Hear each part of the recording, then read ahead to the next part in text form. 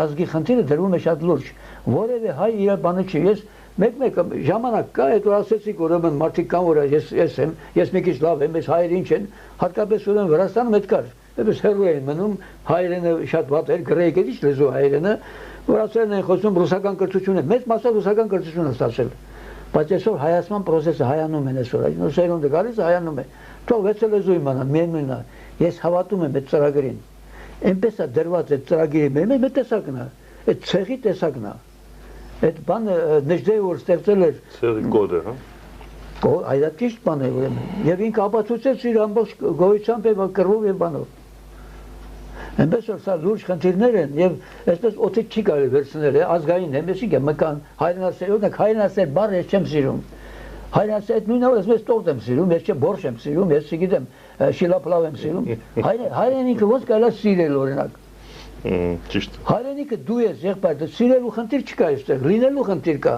Ես կամ չկամ։ Երկուսից մեկը։ Եվ շատերը չկան։ Հիմա չկաները մի բերեք ինձ, մի բանանեք։ Խոսքերը կայի մասին է։ Եվ թե Հայաստան այսօր կա այդ կայերի շնորհիվ։ Ես 1945 թվականից եւ դեռ մի քիչ էլ վաղ հետևում եմ Երևանի կազմավորմանը, նրա աճին։ Երևանի ապագան իմ ապագան է, իմ թորն ու ծոռը, իմ սերունդը։ Մեր ժողովրդին հատուկ կառուցողական նախաձեռնությունն ազատվել է կապանքներից։ Թեպետ ոմանք քննադատում են տարբեր նկատառումներով, բայց ես ինքս ինձ ասում եմ, թող կառուցեն, միայն թե կառուցեն։ Քանդող ավերողները շատ են եղել։ Ժամանակին Փարիզը Լուտեցիա էր կոչվում, որը ըստ ֆրանսիական աղբյուրների նշանակում է ցեխոտ վայր։ Այսօր Լուտեցիան դարձավ Փարիզ, աշխարհի ամենալուսավոր կետը։ Այսինքն դա այն ժամանակ էր, երբ անի ունեինք։ Այսօր անին չկա, նոր անի ենք ստեղծում։ Աղասի Այվազյան։ Բարև ձեզ հարգելի հեռուստադիտողներ, հետևում եք մեկ օր ճանաչված մարդկանց հետ հաղորդաշարը եւ այսօրվա մեր հաղորդումը նվիրված կլինի ականավոր հայ գրող, սցենարիստ, մեծ եւ փոքր արձակի վարպետ, հրապարակախոս, դրամատուրգ, կինոռեժիսոր, խմբագիր, գեղանկարիչ, ՀՀ արվեստի վաստակավոր գործիչ, ԽՍՀՄ գրողների միության անդամ, Հայաստանի Հանրապետության գրողների միության անդամ, Հայաստանի Հանրապետության նկարիչների միության անդամ, Պետական մրցանակի տապնեգիր Աղասի Այվազյանին։ Այսօրվա հաղորդման հյուրը կլինի Աղասի Այվազյանի տիկին Գրետա Վերծյանը, ով եւ կպատմի մեզ իր մասին։ Աղասի Այվազյանը հայ նորագույն մշակույթի նշանավոր դեմքերից է։ Նրա ստեղծագործություններում միահյուսված են սովորականն ու անսովորը, հեքիաթայինն ու խորհրդավորը։ Այվազյանի բոլոր հերոսները ճշմարտություն որոնողներ են։ Աղասի Այվազյանը ծնվել է 1925 թվականի մարտի 23-ին վրացական Աբաստուման ավանում։ Սերում է հնատող դարբինների ցեղից։ Սովորել է Թիֆլիսի հայկական դպրոցում, ապա Գեղարվեստական ակադեմիայում, որն էլ անավարտ է թողել երկրորդ համաշխարհային պատերազմի պատճառով։ Աշխատել է ռազմական գործարանում որպես խառատ, գծագրիչ, ծաղրանկարիչ, կոնստրուկտոր։ Պատերազմից հետո տեղափոխվել է Երևան եւ ընդունվել Գեղարվեստի ինստիտուտ։ Աղասի Այվազյան, 23 марта день рождения его. Конечно, мне горько и больно, что сейчас не только молодое поколение не знает его,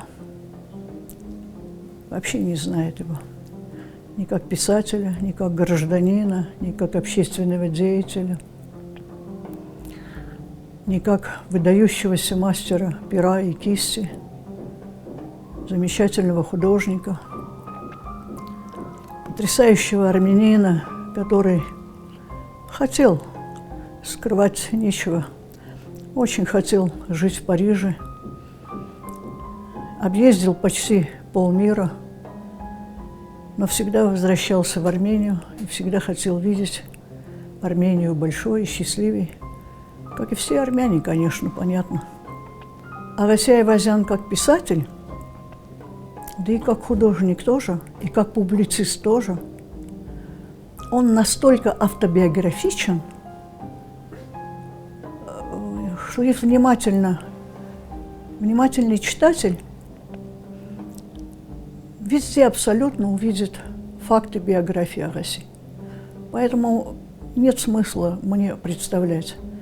Просто хочется попросить, читайте, изучайте, знайте. Очень откровенный, понятно образно, понятно под другими именами, но нескрываемо автобиографичен. Уникальный человек, как все наши мастера. Я бы его поставила в один ряд. Среди выдающихся это у нас Сароян, это Зарян, это Туманян, Сарьян и Агася Айвазян. Я бы как-то так вот поставила один такой ряд на первую планку. Агася Айвазян потрясающий прозаик. Но о нем так много говорили, написано, сказано. Я только хочу сказать, читайте, молодые люди, читайте рассказы, эссе, повести, романы. Количество перечислять не стоит, потому что не в количестве даже дело. Они все совершенны. Вот я читаю уже как литературовед, как специалист, заново читаю, пересчитываю и смею утверждать, что он совершенен. Աղասի Այվազյանի առաջին պատմվածքը տպագրվել է 1954-ին Ոզնի ամսագրում։ Աշխատել է Գրողների միության գրական թերթ պարբերականում որպես արձակի եւ արվեստի բաժնի վարիչ, 1973-ից 80 թվականներին եղել է Էկրան ամսագրի, ապա 1992-ից 97 թվականներին Հայություն թերթի գլխավոր խմբագիրը։ Այվազյանը գրականություն մուտք է գործել երգիծական պատմվածքներով, այնուհետև գրել է պիեսներ, պատմվածքներ, վիպակներ, էսսեներ, հոդվածներ, սցենարներ։ Նրա պիեսներում կարևոր տեղ է գրավում գոյության փիլիսոփայությունը, մարդու անհատական կեցությունն ու ճակատագիրը, նրա արձակի հիմնական թեման հայ մարդն է, Աստծու եւ տիեզերքի հետ նրա փոխհարաբերությունները։ Այվազյանն իր պատմվածքներում եւ վիպակներում անդրադարձել է անհատի լինելիության առեղծվածին։ Բազմիցս բարձրացրել է ընտանիքի կարևոր գաղափարը, համարելով այն ցեղի, ազգի գոյության պարտադիր պայման։ Նա հեղինակ է ավելի քան 25 գրքերի, որոնք թարգմանվել են տարբեր лезуներով։ Агася Айвазян как художник состоялся так же талантливо, как и в слове. Начал рано, очень рано. И у него около 100 работ, более 100 работ, и графических, и абсолютно все измы охвачены. Вот любой изм назвать, и у Агаси можно найти. Но суть его творчества сюжетное, мыслетворчество Агаси Айвазяна настолько глубоко, что перед каждой картиной на выставке, я помню, молодые школьники, студенты подолгу останавливаются перед каждой картиной. И все время спрашивают, а это что, а это как, а это зачем? И это приятно. Это приятно, значит, они читают картину. Агаси Айвазяна картины философичны, литературны, сюжетны, мудры. Поскольку мыслетворчество, оно таинственно-интуитивный процесс, человек интуитивно предчувствует и предсказывает после себя, что будет.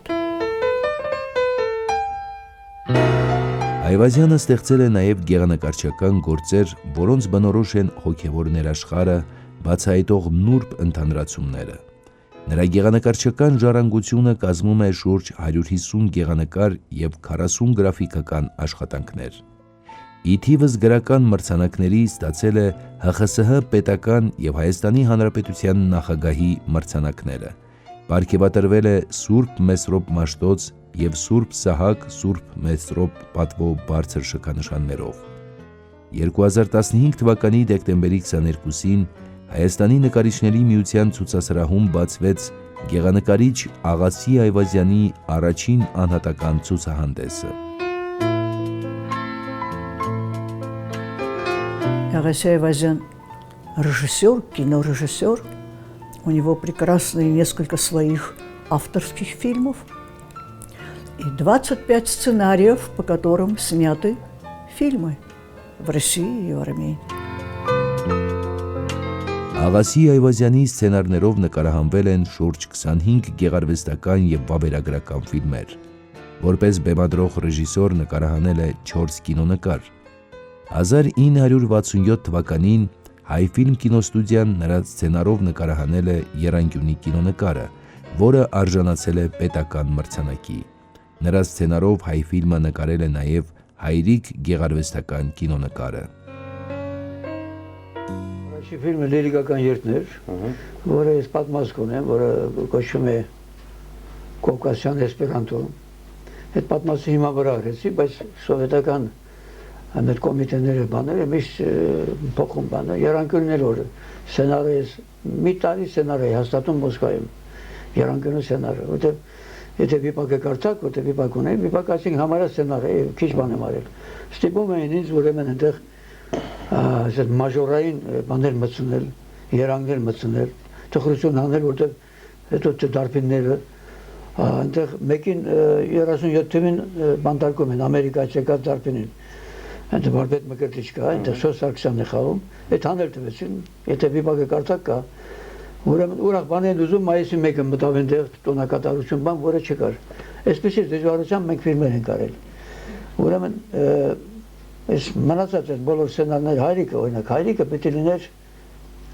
Հենրիկ Մալյանի նկարահանած, որտեղ ուրիշ ռեժիսորներ են նկարահանել, շատ 5-6 նկար կա այնտեղ բան, Հայ ֆիլմ նկարահանած։ Այնտեղ ես ունեի մի գործ, որը կոչվում էր ընտանիքի հայրը, դա ինձ համար շատ կարևոր էր։ Ես հոզը գտնում, որ հատկապես մենք ընտանիքի ժողովուրդ ենք եւ ընտանիքի հոր խնդրումը մեզ մոտ դրված է դա։ Եվ մենք ասենք ընտանիք ենք ասում, Թամանյան ենք ասում, բոլոր ընտանիքի հայրեր են, ազգի հայրեր։ Այսինքն մարդիկ, որոնք ոչ թե պաշտոնյա են, այլ Մարտիրոսի պես մաշկը կհանեն կտան, որպեսզի ժողովրդին պահպանեն։ Սա քիչ բան չի։ Եվ երկու ուրեմն ունեմ ես վիպակ, փոքրիկ ընտանիքի հայրը, որը տպագրվեց 70 թվականներին Մոսկվայում, Մոսկվան լավ էր ընդունել բանը, բայց ես սցենար արեցի 2 սերիա էր, ես սցենարը շատ ավելի բարդ էր։ Այսինքն սցենարը սկսում էր 20-ական թվականներից եւ վերջանում էր մինչեւ պատերազմի ավարտը։ Պատերազմի ավարտից հետո այնտեղ սպանություն կար, այդ ընտանիքի հոր ընտանիք կազմելու,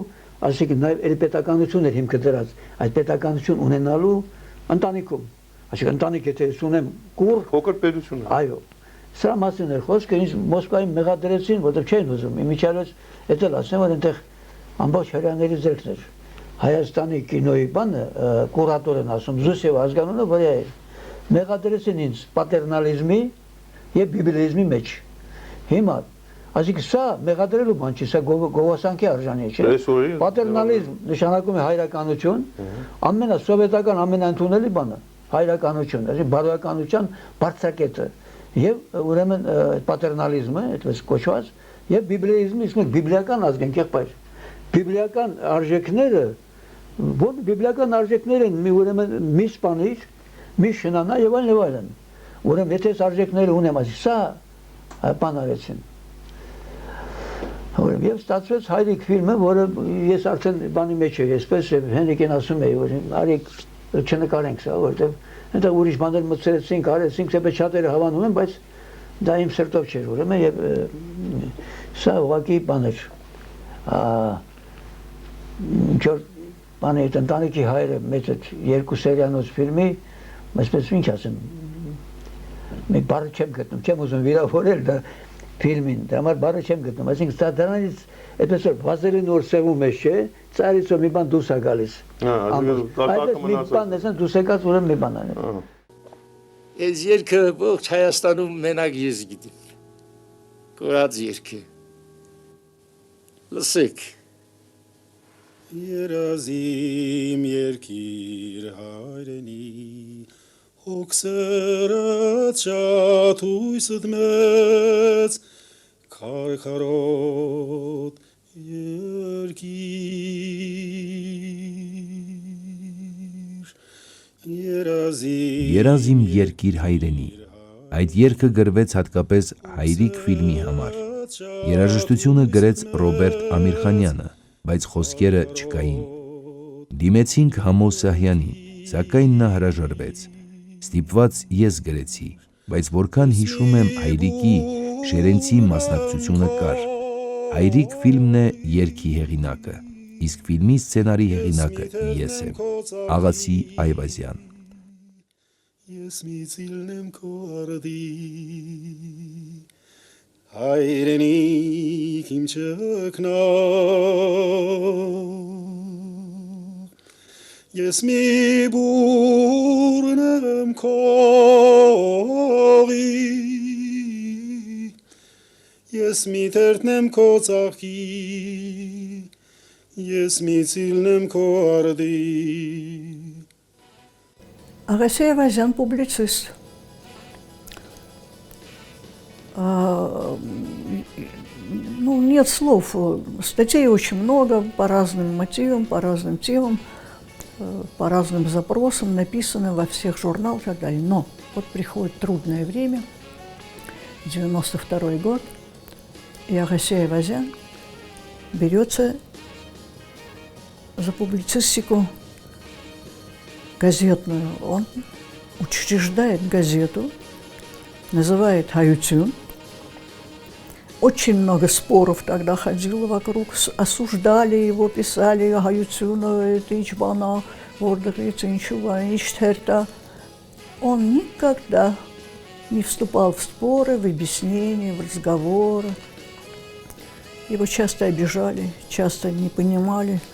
Он часто заходил домой, и я по лицу видела, что он в переживаниях, что ему больно, что он страдает, что это так.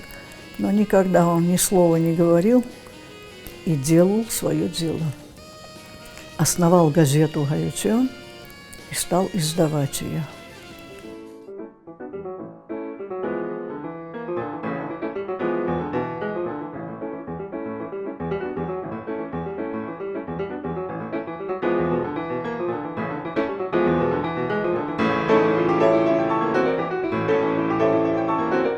Մենք այսպեսի բան ունենք, ուրեմն ես գնացել եմ բանը Ֆեոդոսիա, հայկական խմբի հետ էինք եւ հայ բան կար, Այվազովսկի բանն ասում էր, «Աբիզ գիտեք որ սա հայ է»։ Եղբայր, այդ ուրեմն ընդորում սա գիդը եւ տնօրենն է թանգարանի Այվազովսկը, այնտեղ իր բանն է, գերեզմանը հայերեն գրած Այվազյան, Այվազովսկ եւ այլն։ Դուք ինքը գիտի ավելի լավ, քան դες մեր հայ է ստեղից որ այն ռոպեն ասում, գիտեք որ հայ է։ Կյանքը կերավես, ասես սուսկաց, եղբայր, ինչքան կարելի է, ասես բանանել սա հայ է։ Սա մենք ուզում ենք որ աշխարհին մեկ ասենք Խաչատրյանը հայ է, չէ, եղբայր։ Մենք պիտի ուրիշներին չցուցադրենք, մենք պիտի ինքներս լինենք։ Եթե կլինենք պետություն, ուրիշները կհետաքրքրվեն։ Հայն ուրախանում է, երբ ասում են, թե ֆրանսիացու է նման։ Ինչու ես ուրախանում, եղբայր։ Ես մի պատմվածք ունեմ, կոչվում է Զոլավորը։ Մի հայ գիտնական հայի փրկության համար մեկին զոլավոր է դարձնում, որ ճանաչեն հայ է։ Ուզենայի, որ զոլավոր լինեինք, չփախչեինք մեր հայ լինելուց։ Հայն արգանդն է աշխարհի։ Մենք սնում ենք շատերին, հաճախ չենք կարողանում քաղաքացի տալ Հայաստանի համար, բայց հոյակապ քաղաքացիներ ենք տալիս ամբողջ աշխարհին։ Աղասի Այվազյան։ В 1982 году мы встретили друг друга, и мы поняли сразу, что мы спасение друг для друга. И он в это время думал о Париже, и я думала о Москве. Но мы встретились и поняли, что мы просто необходимы друг другу. Я стала для него спасением бытовым, а он для меня спасением социальным. И мы так, понимая друг друга, дополняя друг друга. Он гениальный, а я не менее талантливый человек в своем творчестве, в педагогическом, филологическом, в журналистике. Мы состоялись, в общем. Мы состоялись не только каждый отдельно, но мы состоялись вместе. Мы были нужны друг другу, и это я говорю потому, что у многих так, у тех людей, которые встретились и не представляли, как можно быть друг без друга, это значит судьба. Ոչ ոք չի ուզում տանուլ տալ։ Լևոն էլ չի ուզում տանուլ տալ։ Բոլորն էլ վերցնել եք ուզում։ Մարդիկ իրար լավություն են ուզում անել։ Աստված այդպես է ստեղծել մարդուն։ Դրա բնական պահանջ ունեն։ Դե արեք էլի։ Դրանից էլ հեշտ բան։ Ոչ ոք չի ուզում տանուլ տալ։ Բոլորն էլ վերցնել են ուզում։ Բոլորին է ինձ, իմը ինձ, նրանը ինձ, քոնը ինձ։ Մազալու են մարդիկ։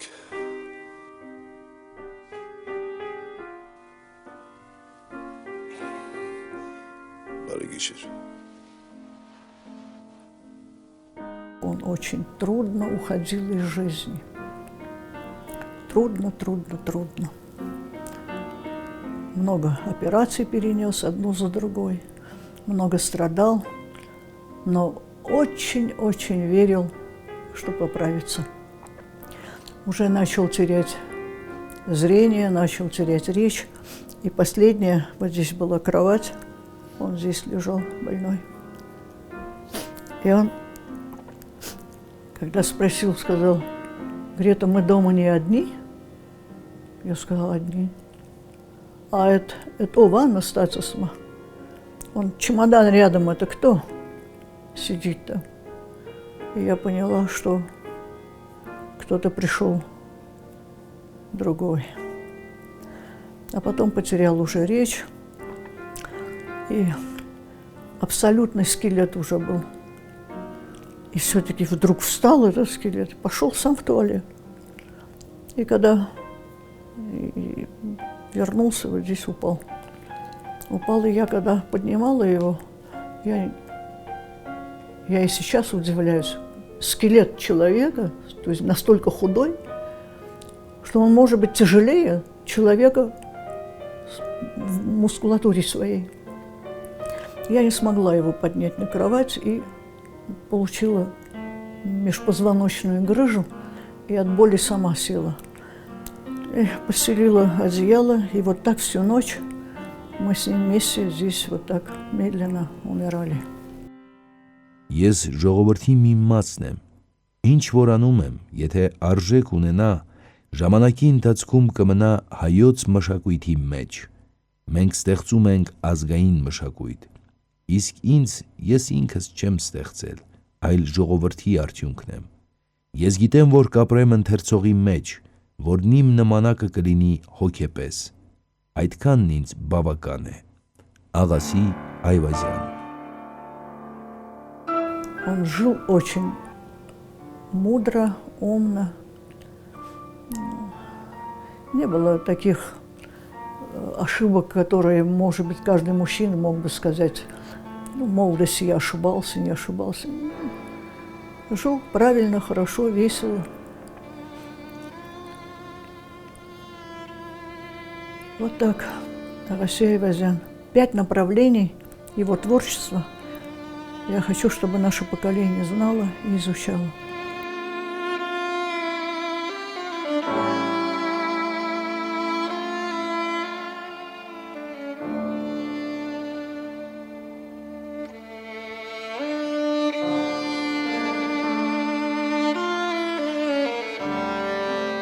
Ինձ պետք է եղել, որ ինչ չխանգարեն, անտադի մարջև պատնեշներ են բարձրանում ստեղծագործական մտահղացումներիս իրագործման համար, հատկապես կինեմատոգրաֆիա, բայց փախչելու նպատակ չունեմ, որովհետև այստեղ են իմ արմատները, եւ եթե ինչ-որ պետքական բան ստեղծել եմ, որ կարող է մնալ ընդանուրի մեջ, ես արդեն գոհ եմ, ասել է Աղասի Այվազյանը, այսօրվա համար այսքանը, մինչ նոր հանդիպում.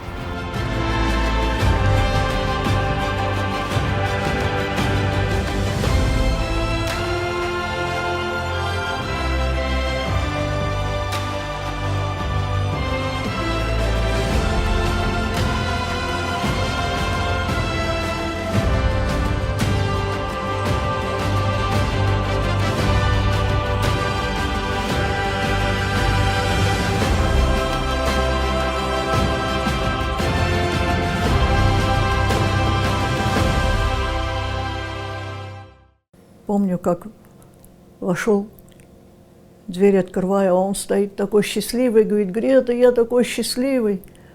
Ты не представляешь, какого человека я встретил. И как его зовут? Монте. Вот, пожалуйста, как умел человек радоваться встрече, как будто самим собой. Монте. И хороший очерк написал о нем.